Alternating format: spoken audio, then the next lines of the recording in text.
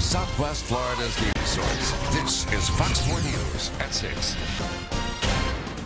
The serenity of Sanibel shattered by a random act of violence against one of the island's finest. I was not expecting this, and Sanibel's like the safest, most peaceful, chill place. A routine traffic stop turning dangerous for a local police officer senselessly targeted and injured by a drive-by shooter.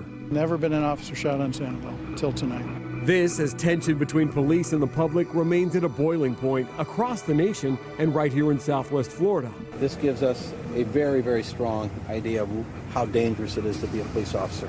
And as the investigation unfolds, Fox 4 is learning more about the officer shot in the line of duty and the man accused of pulling the trigger.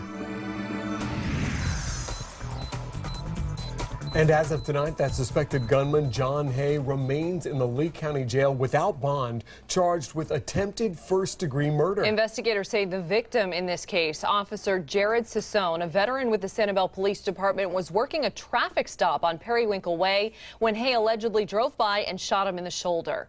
Now, Hay was eventually arrested after a shootout with police. It happened at his parents' home on Sandcastle Road. 4 in the Corner has live team coverage of this developing story. We're starting with Sam Sosa. She's live at the Sanibel Police Department, learning more about the suspect's past. Sam?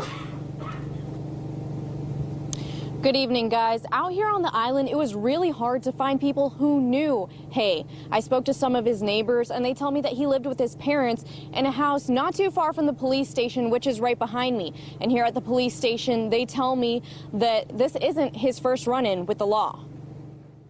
We just heard a number of shots. I thought it was firecrackers. Not firecrackers, but shots allegedly fired by this man, John Hay. From someone who lives in this neighborhood, you don't think anyone who lives here is capable of this type of thing? No, not that we know of, I never thought that at all. He lives here on Sandcastle Road on Sanibel Island, where detectives continue investigating. This is where he ended up when police finally detained him after a gunfight. Hay is a mystery to his neighbors. I've probably seen him. I knew of him, yeah. I talked to him a couple of times. Lived with his parents. No one we talked to really knew him or his mental state. I tried to speak to his parents. Guys, we'd just like to ask a few questions about your son, John. No answer, but Sanibel police tell me Hay is no stranger to the department. Well, we've had, I believe, trespass warnings and traffic citations. Nothing like this, though. I asked if there was any reason he would target any of their officers. Not to my knowledge. Who knows? You know, the world is changing. Although we've seen several ambush-style police shootings all over the country, we don't know the motive of this shooting yet. People who live around here, like Mary, thankful the officer is okay, thinking mental health may be an issue when it comes to these kinds of incidents. Maybe people just need to be more aware if there is something going on in their area with someone that maybe we could reach out and help them. Now, that officer who was shot was treated and released from the hospital. He's going to be just fine. But as for Hay, he remains behind bars and should be in court tomorrow morning. For now, I'm live in Sanibel. Sam Sosa, Fox 4. In your corner. All right, thank you, Sam. And 4 in your corner did some digging. We've learned that John Hay is no stranger to the Sanibel Police Department. According to information just released by the department, he has had 15 run-ins with police since 2006. One of these cases involved Hay calling police, claiming that his ex-wife was going to take his stuff and that someone was keeping tabs on his house.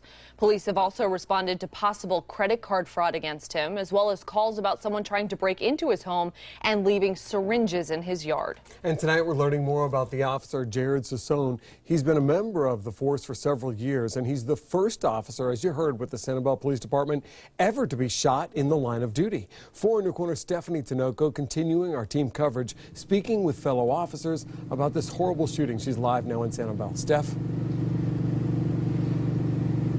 Patrick and Amy, I'm told that this officer is a team player, just a really good guy, a goofy guy. Now, this is something that's never happened here before, so obviously officer safety is of concern and what that will look like from here on out for this department.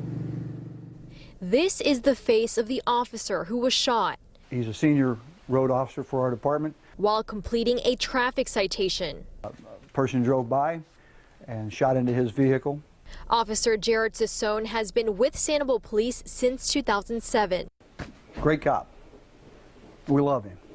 Major James Phillips with Sanibel Police tells me Officer Sassone put on his vest, grabbed his gun, and went out to protect his community like he does every day. When you got the call, what was going through your mind? Oh, shocking. Shocking. Officer Sassone was shot in the shoulder and was quickly treated at the hospital. He was one of 4 officers shot nationwide on Sunday. We brief our officers every day about this kind of activity. It's going on. You see it in the news every day, and this just brings it home. So I asked him if moving forward there would be any changes with the department. We're going to continue to do what we do, what the people expect from us, and we're going to protect the citizens and visitors here. So no changes moving forward? Not at this moment, no. Now, FDLE is working with the Sanibel Police Department on this investigation, and Major Phillips, who you just heard from, tells me that he's been in constant communication with the officer and his family. He is recovering at home, and all is well. Reporting live in Sanibel, Stephanie Tinoco, Fox 4, in your corner.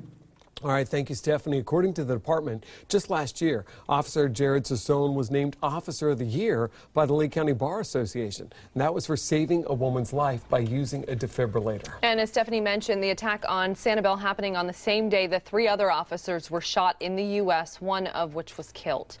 A St. Louis police sergeant was critically hurt after being shot twice in the face during an ambush in traffic. The suspect was later shot and killed in that case. And earlier in the day, a San Antonio detective was fatally shot in his squad car. He was just writing a traffic ticket. That suspect is now in custody. An officer in Gladstone, Missouri, near Kansas City, was shot late yesterday along with a suspect. And according to National Law Enforcement Officers Memorial Fund, at least 124 officers have died this year. That is a 14% spike from last year. And of those deaths, 58 were gun-related, 41 were traffic-related. Both are notable increases. And in just the last 2 weeks, Southwest Florida has seen its share of violent encounters involving law enforcement officers. Last Wednesday, Roan Sagisi allegedly exchanging gunfire with Lee County Sheriff's deputies who were responding to a domestic disturbance in the Pine Manor community of Fort Myers. That sparked an 8-hour manhunt that completely shut down the community. You couldn't get in or out for a while. Last Monday, a bystander shot and killed Edward Strother, who was attacking a deputy, Dean Bardis, on I-75. Strother first tried to run over Deputy Bardis while he was investigating a crash. The bystander opened fire on Strother, reportedly fearing for that deputy's life. And on November 8th, Brian Rivera also allegedly fought and bit sheriff's deputies after first speeding off from a traffic stop. It took 5 deputies and multiple tasers, as you can see there, to finally subdue him. Of course, you can count on 4 in your corner to keep you updated on these officer-involved shootings across Southwest Florida and in the country, and bring you the very latest, both on air and online, on Fox 4 Now. Breaking overseas tonight, a tsunami warning has just been issued in Japan. This comes after a 7.3 magnitude earthquake struck just off the coast of Fukushima. It's close to Tokyo, just north of that area. The quake struck tonight 6 miles deep, and the city is also home to a nuclear power plant that was destroyed by a huge tsunami following an offshore earthquake that happened back in 2011. Developing in Cape Coral tonight, the search is on for the people responsible for a violent home invasion. It left 1 person hurt this morning. Police say the would-be robbers targeted a home at the 4800 block of Manor Court. It's off Cape Coral Parkway. 4 in your corner's Jillian Idle live in the newsroom tonight with more on what police believe the crooks were after in this case. Jillian? Well, Amy, it's still unclear exactly what the attackers wanted, but the man who was attacked outside of his home this morning tells me the thieves held him at gunpoint, demanding money, but only got away with about $30 before police showed up. This man, seen here now sporting a bandage around his head after he was beaten outside his home early Monday morning. He didn't want to speak on camera, but says he was doing yard work in front of his home along Manor Court in Cape Coral when 2 people came up behind him, began attacking him, demanding money while pointing a gun at him, then at his dog. The man says he began fighting off his attackers in his garage while his girlfriend, who was inside, called 911 and ran out the back door. But talking to neighbors at 4 Freedoms Park, just 2 blocks away from this morning's scene, I learned crimes like this are nothing new to the area. So this attempted robbery this morning, does it surprise you? No, because I've heard there's robberies. I'm a few blocks over and there's some over there too. The woman, who didn't want to be identified, says in the 3 years she's lived in this neighborhood, she's gone from feeling safe to fearing for her life when outside. I think there's a lot of people that hide. They're on their bikes. You can't see them, and they sneak up on you, and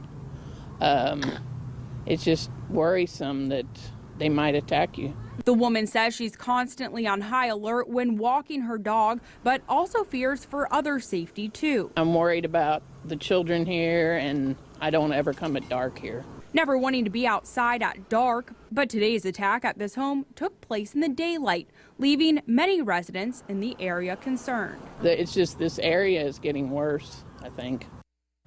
Now, I asked the Cape Police about this attack and crime concerns near Four Freedoms Park. A department spokesman says they are investigating this incident, and anyone with information is asked to call police. Live in the newsroom, Jillian Idle, Fox 4, in your corner. All right, thank you, Jillian. The Cape Coral man convicted of savagely killing his own father earlier this year will now spend the rest of his life in prison. Matthew Marshall, who represented himself during his trial last month, was found guilty of dismembering his father, Rick Marshall, and hiding his body parts near the dad's condo near Island Cove condos back in February. Investigators have considered this case one of the most gruesome crimes in the whole history of Cape Coral. The family of Mark Sievers, who's charged with planning the murder of his own wife, Bonita Springs Dr. Teresa Sievers, now trying to remove him as the executor of her will. The state also wants representation of his two daughters. Today, a judge decided to postpone a ruling, giving both sides 10 days to make any changes to these legal requests. Fox 4, we're going to find out more and show you more about that police-involved shooting on Sanibel. Straight ahead, we are focusing on the bullets that flew into this family's home. Plus, does Judge Judy have the right attitude about women finally breaking through that glass ceiling? Hear her opinions, and you be the judge. But first, I'll look at a trend that's not sitting well with people in Collier County. A rise in crime in one of Florida's ritziest cities. You're watching Fox 4 News at 6.